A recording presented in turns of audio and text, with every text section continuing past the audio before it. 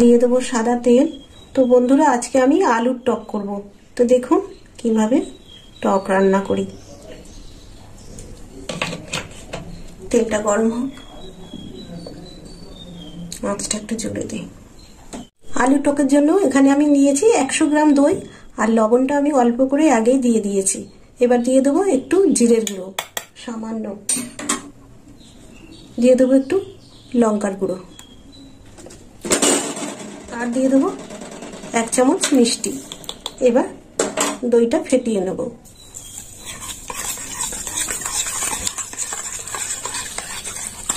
আর এখানে নিয়েছি আলু, আর আলুটা এইভাবে আমি লম্বা লম্বা করে কেটে নিয়েছি। তেল গরম হয়ে গেছে, আলুটা এবার ভেজে নেব।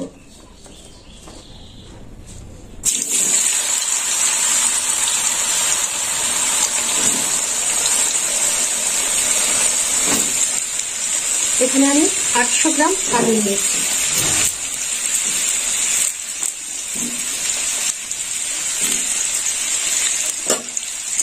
আলুটা একটু নেড়ে চেড়ে নেব,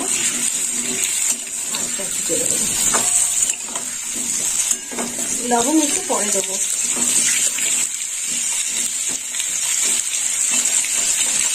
ভাজা হোক, লবণ দিয়ে দেবো।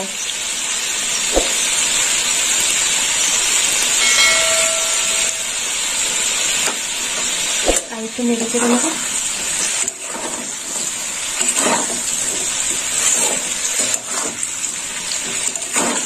আলুটা আরেকটু ভাজা হবে।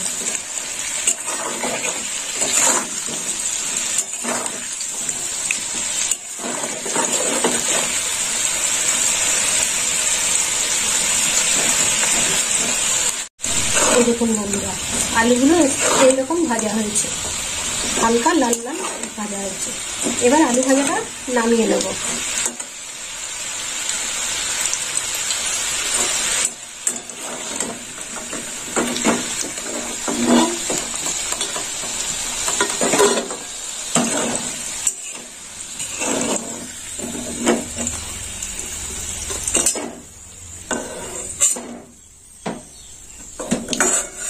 নামিয়ে নিলাম, তেলটা একটু কমিয়ে নেব। ফোড়ন দেবো। তো ফোড়নে নিয়েছি 4টে শুকনো লঙ্কা, কালো সর্ষে,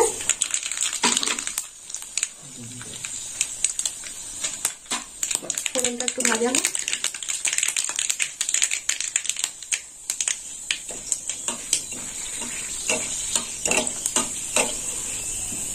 ফোড়নটা ভাজা হয়ে গেছে,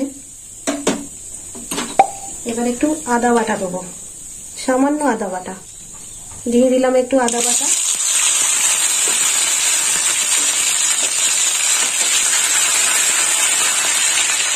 এবার দিয়ে দেবো ভেজে রাখা আলু।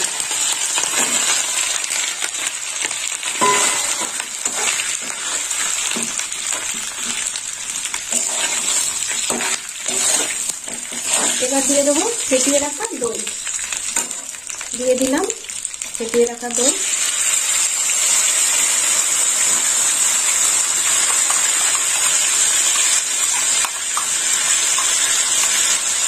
দইয়ের সঙ্গে আলুটা আবার ভাজা হবে।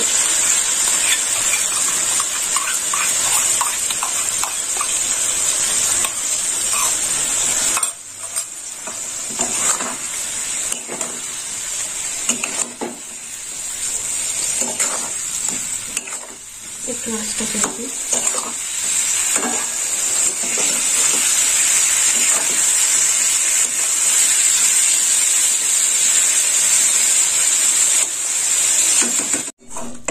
হয়ে গেছে, এবার লেবু রস দেবো। এখানে নিয়েছি লেবু, পাতি লেবু।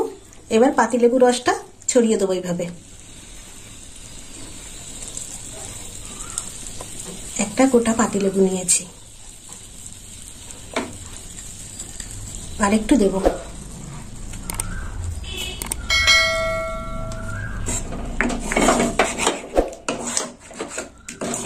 দইটা শুকিয়ে গেছে, আর দই দিয়ে আলুটা ভালো ভাজা হয়েছে।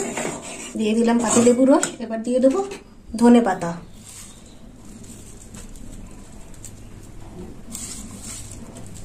দিয়ে দিলাম ধনে পাতা।